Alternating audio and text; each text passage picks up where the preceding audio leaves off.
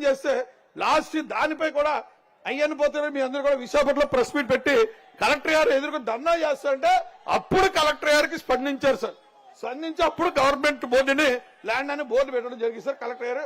అలాగే మా బాబు please please please please అలాగే మా నియోజకవర్గంలో అప్పుడు పెద్ద ఆయన ఉండేటప్పుడు 2 చోట్ల 2014 అనకాపల్లి వచ్చి రివ్యూ చేశారు సార్. రివ్యూ చేసినప్పుడు ప్రభుత్వ ల్యాండ్ ఎంత ఉందని మొత్తం డేటా సార్ అప్పుడు ఉన్న కలెక్టర్ గారు యువరాజు గారిని పిలిస్తే 2 చోట్ల ఐడెంటిఫై చేసి, ఒకటి వల్లూరు సార్, అక్కడ 300 ఎకరాల ల్యాండ్ ఎక్వైర్ చేశారు సార్ పరిశ్రమలు తేవాలన్న ఆలోచనతో. అలాగే కోడూరులో 390 ఎకరాలు ల్యాండ్ ఎక్వైర్ చేశారు సార్ నాన్నగారు ఆదేశాల మేరకు.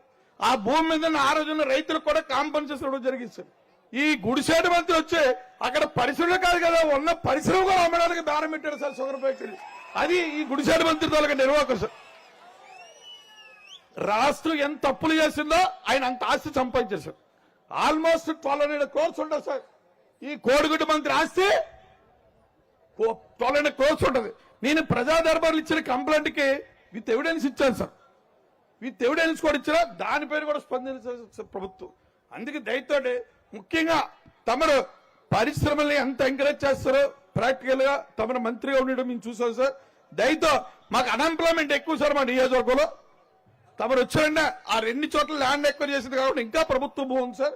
తక్షణమే పరిశ్రమలు తీసుకురావాలని, నిరుద్యోగ సమస్య క్లియర్ చేయాలని మా అనకాపల్లి నియోజకవర్గం ప్రజల తరఫున మిమ్మల్ని వేడుకుంటున్నాను సార్.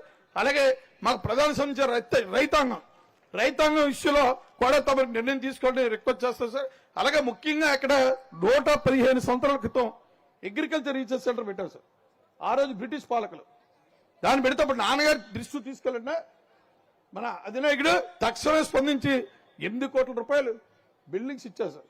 ఆ రోజున అగ్రికల్చర్ పాలిటెక్నిక్ కాలేజ్ ఉంది, దాని వల్ల అగ్రికల్చర్ ఇంజనీరింగ్ కాలేజ్ కూడా మంజూరు చేశారు సార్ నాన్నగారు.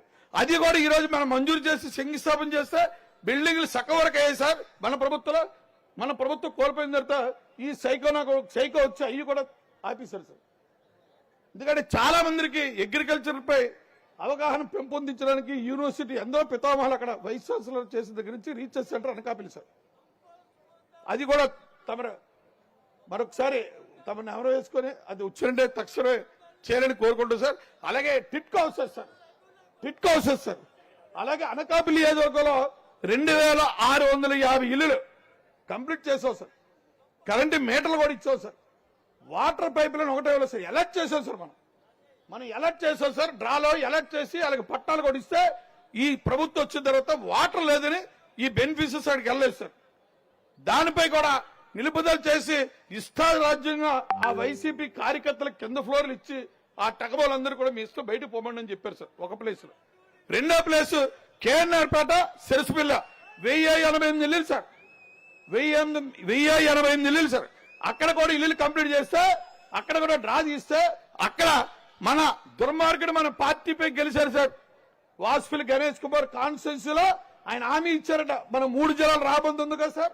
విజయసాయి రెడ్డి గారు హామీ ఇచ్చారట రామందు. గణేష్ కుమార్ కి హామీ ఇచ్చారట. ఆ కాన్స్టిట్యున్సీకి మా కాన్స్టిట్యున్సీలో ఉన్న కేఎన్ఆర్పేట సిరసిపిల్లలు ఇల్లులు అక్కడికి అలర్ట్ చేశారు సార్. అప్పుడు అంటే న్యాయస్థానాన్ని ఆశ్రయించాం సార్. న్యాయస్థానాన్ని ఆశ్రయించి స్టే తీసుకొచ్చాం సార్. స్టే తీసుకొస్తే లేనిపోని కళ్ళబోలు మాటలు చెప్తున్నాడండి కోడిగుడ్డు మంత్రి. ఒక్క ఇల్లు కూడా తీయలేదు సార్. ఈయన చేసింది ఏంటంటే ఈయన కార్యకర్తలు దాచుకోవడం మటుకే మా రాష్ట్రంలో అనకాపల్లి నియోజకవర్గం ఫస్ట్ వస్తుంది సార్. జగన్మోహన్ రెడ్డిని బీటౌట్ చేసేయమన్న డౌట్ సార్. అంత భయంకరం సార్.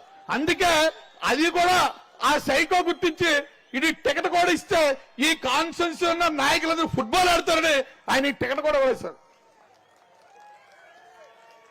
అలాగే ఇంకో విషయం